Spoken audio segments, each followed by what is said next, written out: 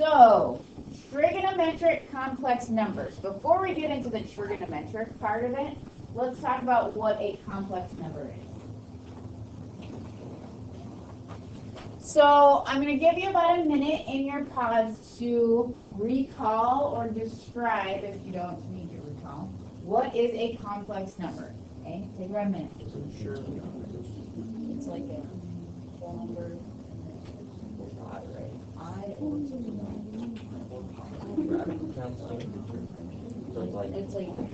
It's a real number. Well, I is not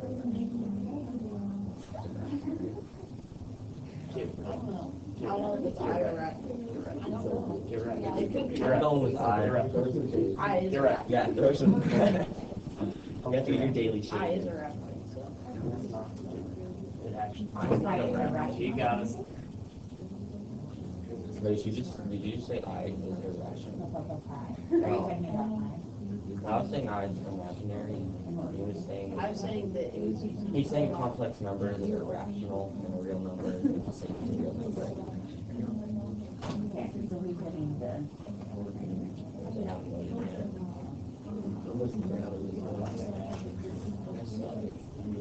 I don't know. All right, a complex number.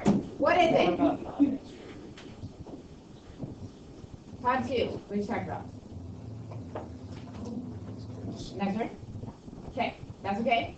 It's been a while. Have we talked about complex numbers this year? Oh, no. Yes, way back in chapter 2. Okay, so it's been like, what, 6 months? Okay, Caleb. I said it's a real number mixed with an imaginary number. Real plus imaginary. Correct. Okay, A can be rational or irrational. Oh, there you go.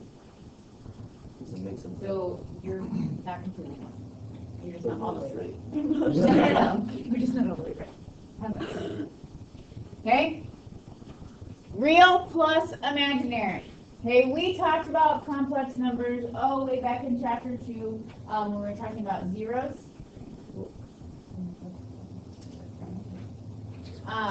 When we talked about zeros of polynomials, and if we got imaginary zeros, then we knew it didn't cross the x-axis. Okay? What we are going to do is, first of all, we're going to plot complex numbers on what we call the complex plane, and then we're going to find their distance from 0 and put them into what we call trigonometric form. So, when we graph a complex number, we are going to graph them on what we call the complex plane. This is not your XY plane. This is something different. This is the complex plane, where your horizontal axis, your horizontal axis is your real axis, and your vertical axis is your imaginary axis.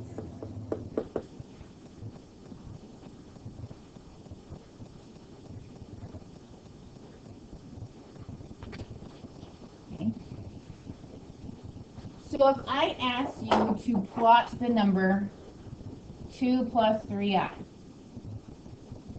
then you would go right 2 on the real axis and up 3 on the imaginary axis.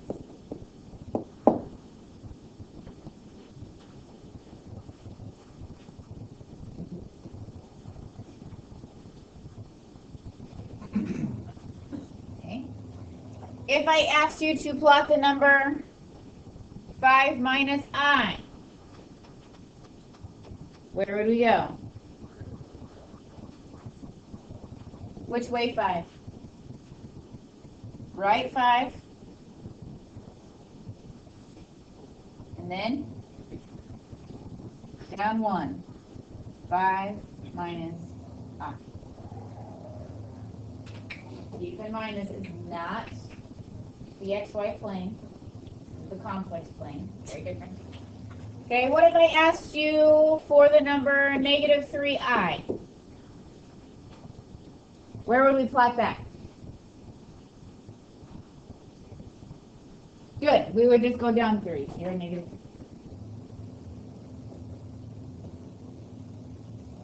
Okay. And then let's go ahead. 2. 2 is still considered a complex number. We just say that it has no imaginary part. Okay, kind of like negative 3i is still a complex number even though it doesn't have a real part. So 2, we would just graph right here.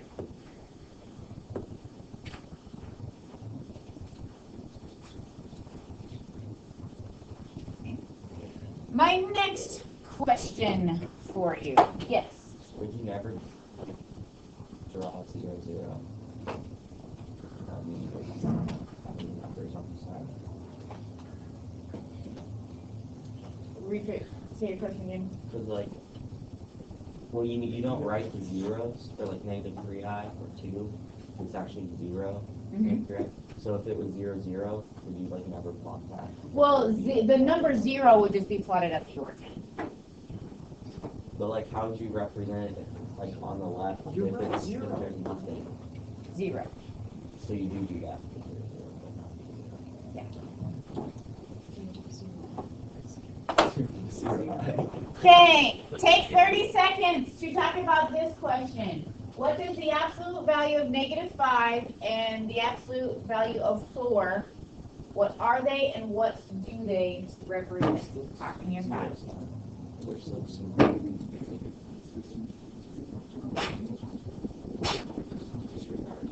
Bless you. Bless you. Bless you.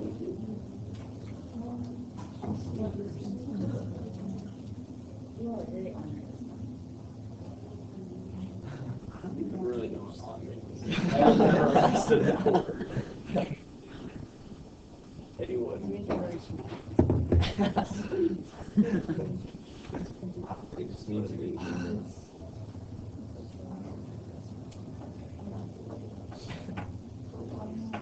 Okay, absolute value of 5. Kiana, what is it? Okay, absolute value of 4. 4, okay? What does the absolute value represent?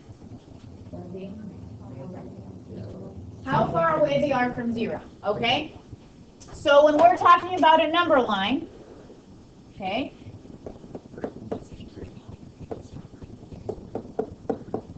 When we're on a number line, the number negative 5 is 5 units away from 0. The number 4 is 4 units away from 0. What's up, dude? How's business today? You can sit on the couch if you'd like, or you can go next door. Someone, how's business? In the printing room? Or? Yeah. Yeah. Okay. All right. So let's talk about the absolute value of a complex number. Do you get it? Negative 5 and 4 are technically complex numbers, right? They just don't have an imaginary part. The absolute value means what is the distance from 0. That is not going to change when we take the absolute value of a complex number. It is still going to mean how far away we are from 0. So if you want to think about, here is the number 0, like we discussed, Caleb. Here is the number 3 plus 4i. If we draw a line segment between the two, that would be representing the distance, correct? How long is that distance, okay? When I'm asking you for the absolute value, I'm asking you for that distance right there, okay?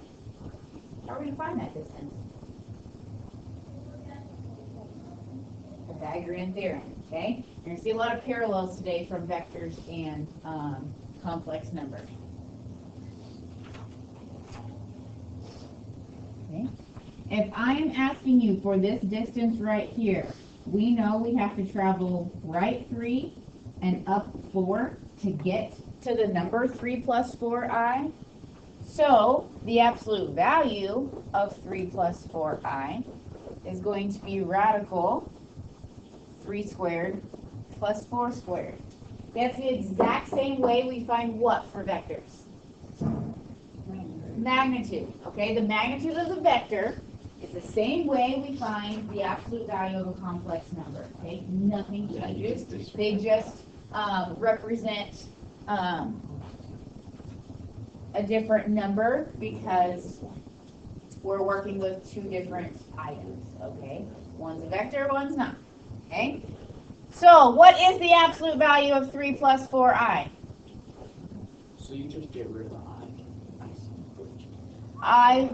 Not get rid of it, we're talking about distances, right? So to plot the number 3 plus 4i, we travel right 3 and up 4, okay? 4 is just, that's the coefficient of the imaginary number. So we're not necessarily getting rid of I. We're just talking about distances, so we don't need I when we're talking about the distance. Does that work for you? Yes. Okay. Perfect. Okay. What I would like you to do is, without me, find the absolute value of negative 5 plus 2i.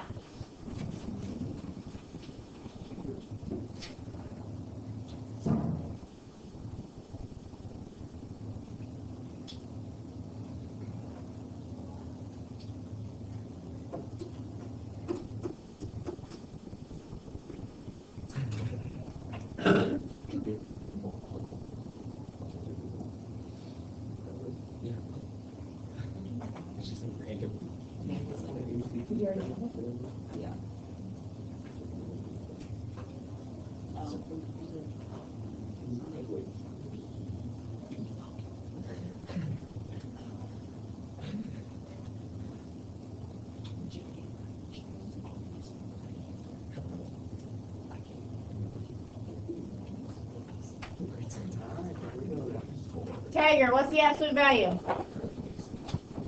Radical 29. And how'd you get radical 29?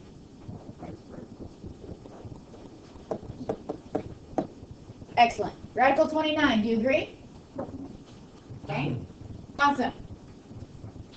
Now, let's get into what the trig form of a complex number actually is. That's what this section really is all about. The trig form of a complex number. Okay.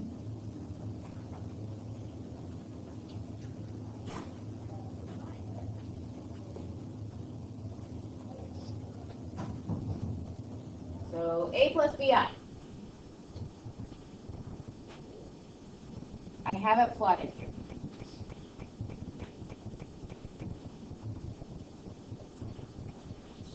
Okay, we're talking about trig form of a complex number, so it only makes sense for me to make a right triangle out of this, right? We go horizontally A, vertically B to plot our complex number. Okay, think back to all the work we did with vectors. Okay, and right triangle trig back in chapter 4. If I know our real and imaginary part, how would we find the angle?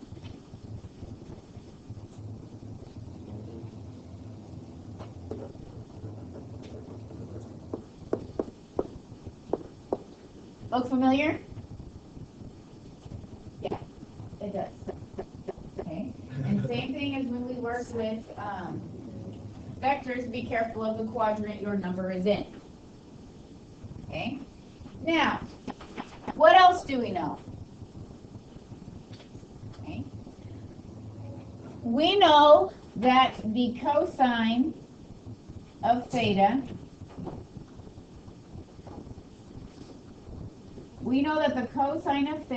is A over, I labeled the distance as R. Okay, R is like that absolute value of the distance from 0. Okay, so our real number that is a part of our complex number, the real part, is the same thing as R cosine theta. Okay. We know that our sine ratio is B over R. So we know B, the imaginary part of our complex number, is R sine theta. What do you say? Does this look familiar? It really does, doesn't it? Okay. So, when we're talking about the trig form of a complex number, we can write A and B, our real and imaginary portions, in terms of R and theta. This is the trig form of a complex number. I call their complex number Z. Okay.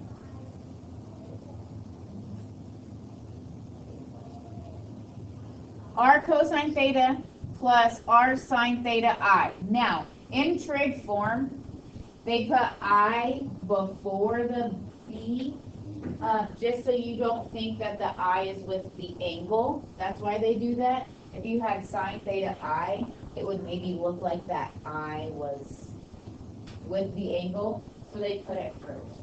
Really not going to throw a big fit if you throw it second, okay? But this is what you're going to see in your book and on any worksheets or tests that you get from me, that I is going to come up first. Okay. Okay, so we're going to do 2 examples. I'm going to give you a complex number in each form, and we're going to convert it to the other form. So we will start with the form we are familiar with. -5 plus 6i. Please write it down.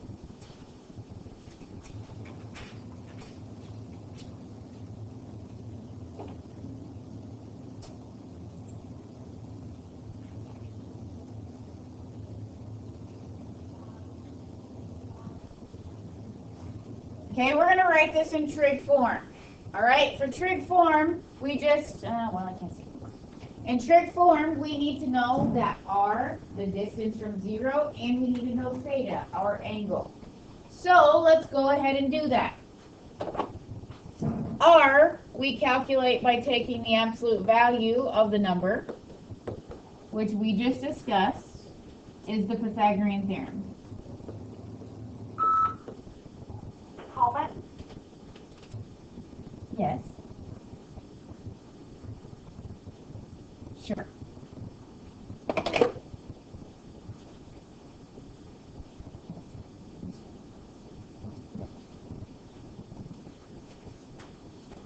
What's this value?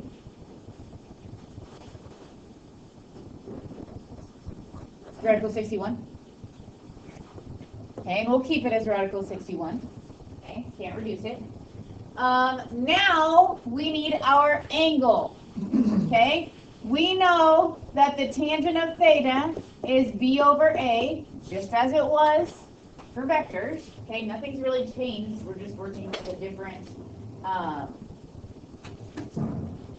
type of math item, I guess you could say. What do you get when you take the inverse tangent of 6/5? What, 50.19? Okay.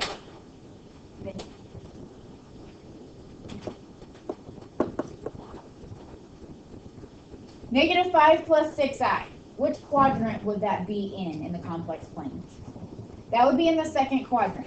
Okay, so we need a second quadrant angle.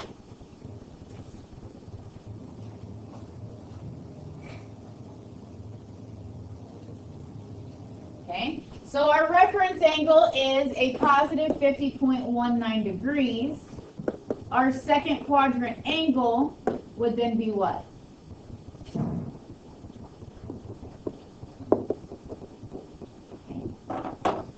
So in trig form, our number would be radical 61 cosine of 129.81 degrees plus I radical 61 sine of 129.81 degrees.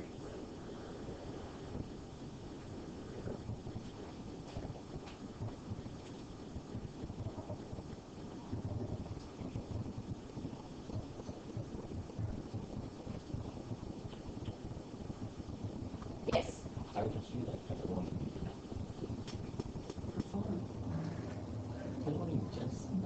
Sometimes angles can get us more accuracy when we're measuring. Like a 30-degree angle can give us a lot more accuracy as opposed to like trying to measure out radical 3 and right in. Do you see what I'm saying? Yeah. So angles can sometimes get us better accuracy. So if we know how to go between the two, right, it gives us a lot more options. Okay. This is the way that you're gonna like though. Okay? Go ahead and write this one down. I'm giving you a trig complex number.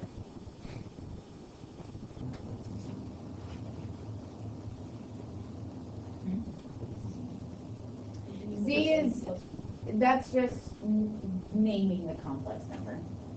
They like to name them. Kind of like the name vectors B or vector B.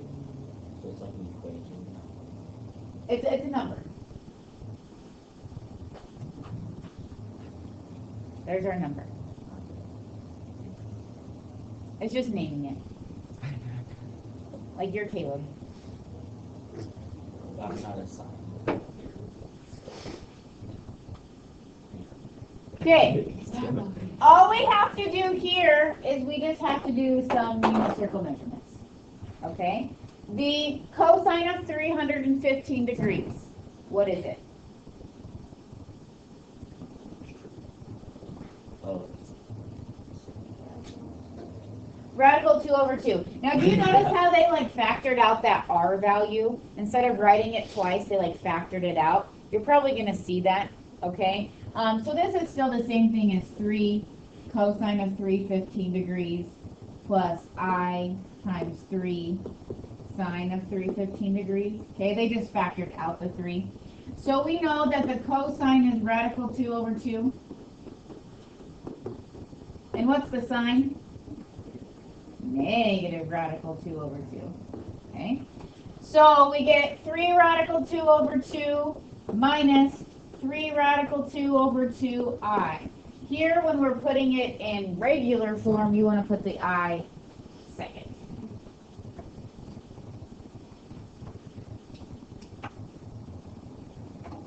Okay?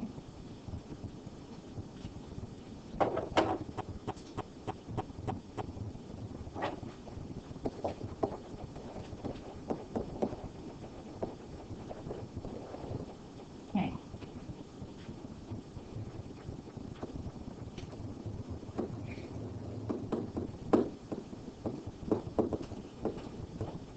Some of you might get really annoyed with how much writing it takes to put it in trig form. I know some of you are thinking, oh my gosh, this is a lot of writing, which really it's not, because you know that how long problems can be, but some of it feels a little bit redundant. So there is a shorthand that you do not have to use, but I need you to understand because you're going to see it in the book. Okay? A trig complex number could be written as R CIS theta. And that would be the shorthand, so you don't have to write it all out. Those two mean the same thing. C for cosine, I for the imaginary, S for sine, and you have the R and theta there. Okay? You don't have to use it, but I need you to understand where it comes from. Okay? It's just shorthand.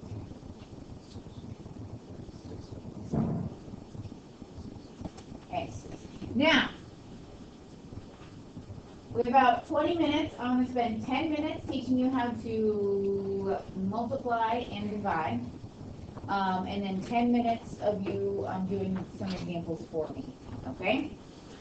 So, let's start with how do we multiply? Well, let's start with some given information. Okay? We're going to talk about a product and a quotient of trig complex numbers.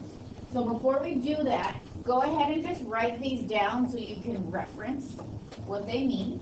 Okay, I have one trig complex number and a second trig complex number.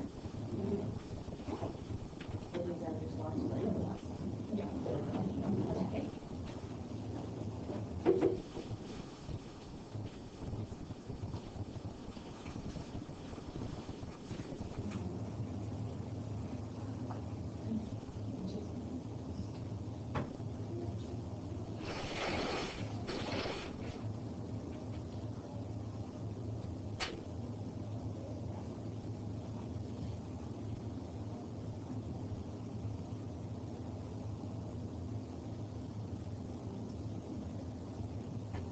Okay, so first we're going to look at how to take the product of a trig complex number.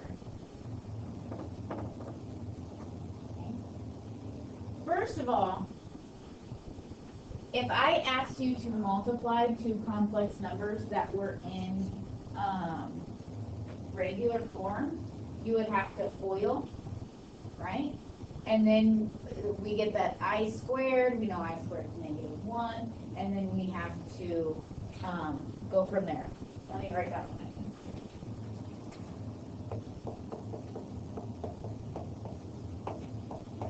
If I asked you to multiply these two, you would have to FOIL those out, right?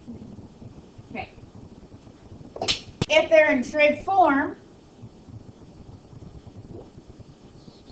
we're going to multiply the R values and add the theta values. Okay. Caleb, here's another benefit. Multiplying, dividing, and then when we get to Monday, roots of complex numbers are a lot easier in trig form. Okay. Adding? Adding looks like hard work?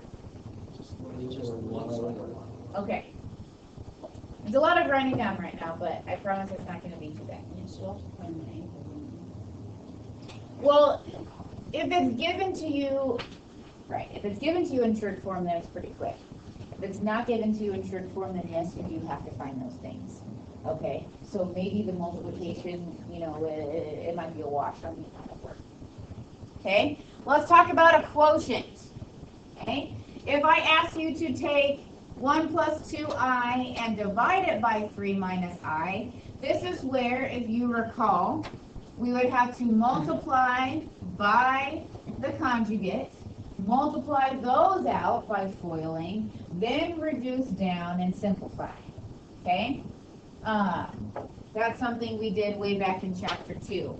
If they are in trig form,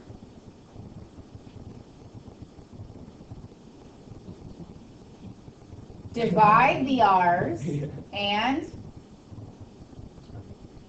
what are we going to do with the thetas? Same thing. Subtract them.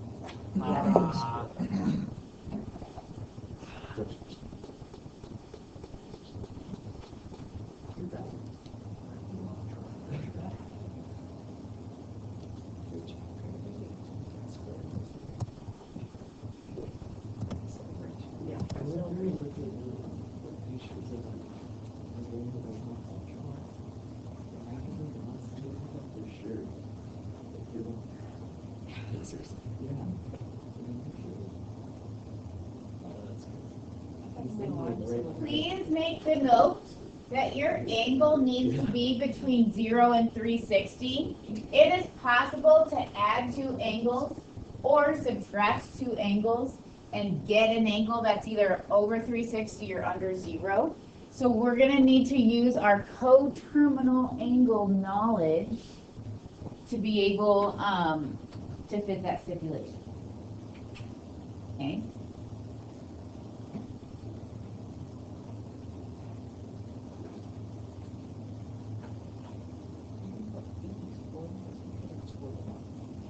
Are you ready?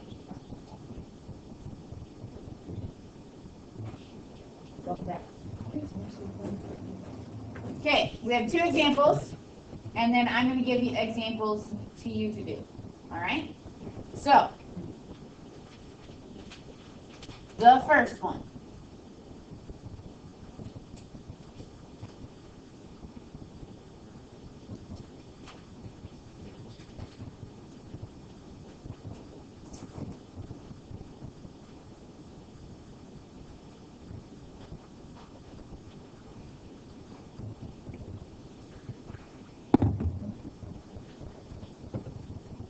Eli, this is probably my favorite kind of drawing. Sweet.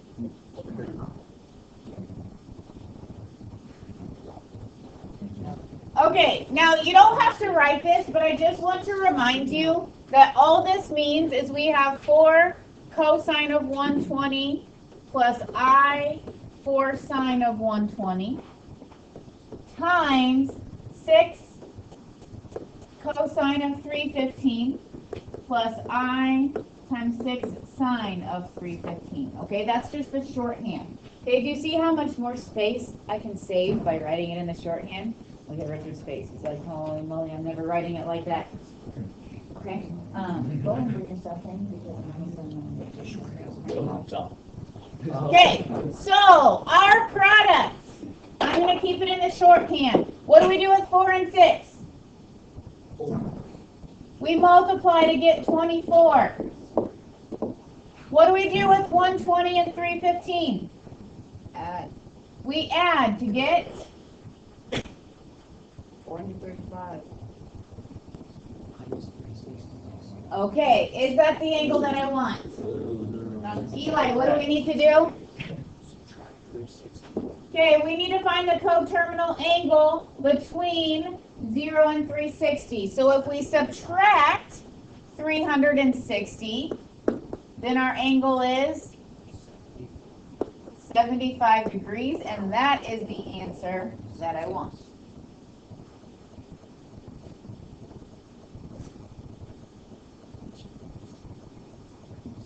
Not as bad as it looks, right? I'll let Shelby know later.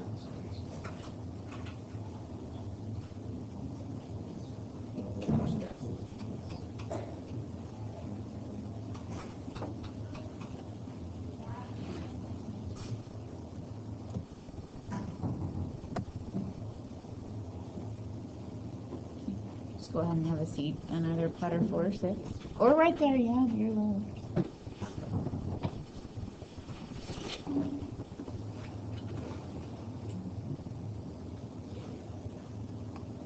Okay, what do we get to do with 15 and 3?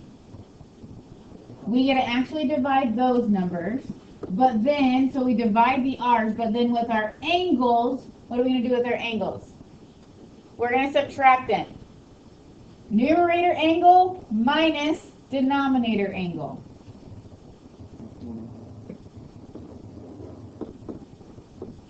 Okay, so we looked out, we got an angle that is between 0 and 360, so we get to keep it. Okay, but if it were to be a negative angle, because that is possible, you would want to add 360 so it would become positive. Okay?